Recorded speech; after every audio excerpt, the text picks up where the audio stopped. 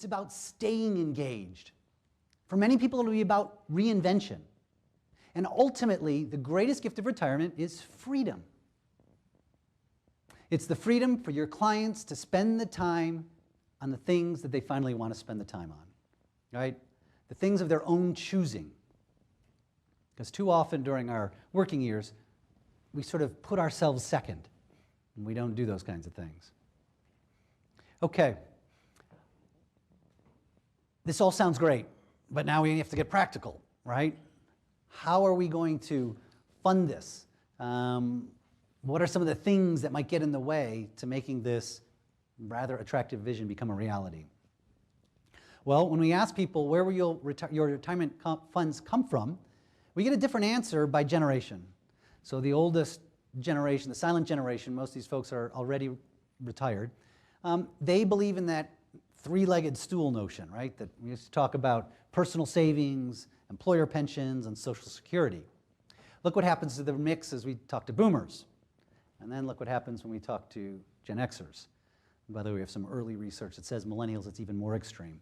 And so this whole notion of the three-legged stool is kind of, you know, the legs are kind of getting kicked out. And eventually, I don't know, when you're riding around on a unicycle or a pogo stick, I'm not sure.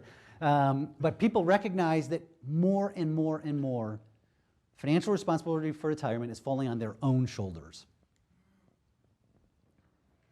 On top of that, we have what we refer to as retirement financial wildcards. The things that can take a thoughtful retirement plan and just totally take it off course without proper planning. When we ask people what their major worries are about retirement, they say the following. Basically, their health, running out of money, or becoming a burden on their family. We're going to talk about each one of these. Health.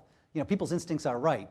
As we get older, our risk of various things, various health-related issues increases. And in fact, the rate of chronic diseases increases quite rapidly. And many people will think, well, wait a minute, when I turn 65, it's fine. I'll be on Medicare, right? Then healthcare's free? No, that's right. Right? Been many studies on this, but your client ought to be thinking something on the order of $200,000 to $300,000 over their retirement lifetime dedicated to out-of-pocket healthcare expenses.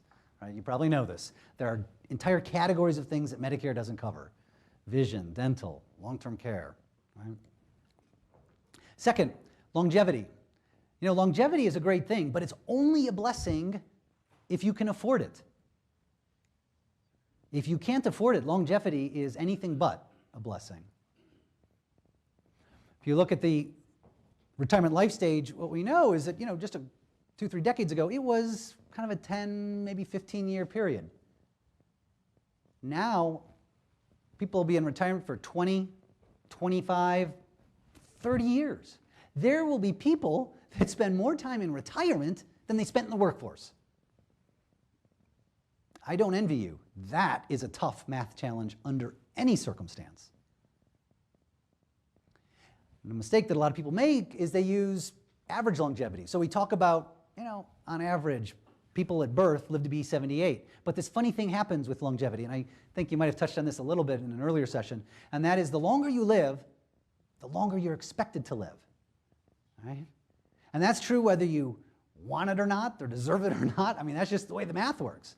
So if you're meeting with a 65-year-old client or a 60-year-old client, they're going to live well past, their life expectancy is not 78. It's low to mid to high 80s. And then, by the way, average life expectancy is just that, the average. And don't we all think we're a little bit above average? Now, all of a sudden, you can think quite easily, be living into your 90s. You will have clients that really, you know, you model it out to 100, you think, well, that'll never happen. It'll happen. Third, this relates to the concept of burden, long-term care. So I know we all like to just not deal with this one. We'd rather talk about, you know, the risk of the economy in Greece or, you know, inflation, but this one has the power to have a greater impact on someone's retirement portfolio than any of those.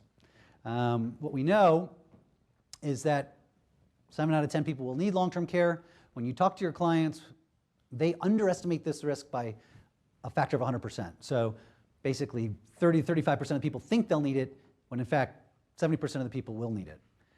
This one's expensive. The average length of stay in a long-term, in a nursing home is about 2.3 years at $85,000 a year. You do the math. It can be hundreds of thousands of dollars. The tragedy that we see time and time again is that the male, who's a little bit older, has a shorter life expectancy, needs the care, goes to a nursing home or gets care at home, seriously drains the retirement account, dies, leaves the spouse to live for another 10 or 15 years, financially encumbered. She needs to marry the older guy. Yeah, well, either that or, you need to have a plan, right? The point is to have a plan, and of course we all know there's long-term care insurance. That's one approach. You could save a bunch of money, but you better save enough and not have it earmarked for anything else. Or you can rely on family, though, I often say if that's your plan, you better make sure they know it's your plan. Right?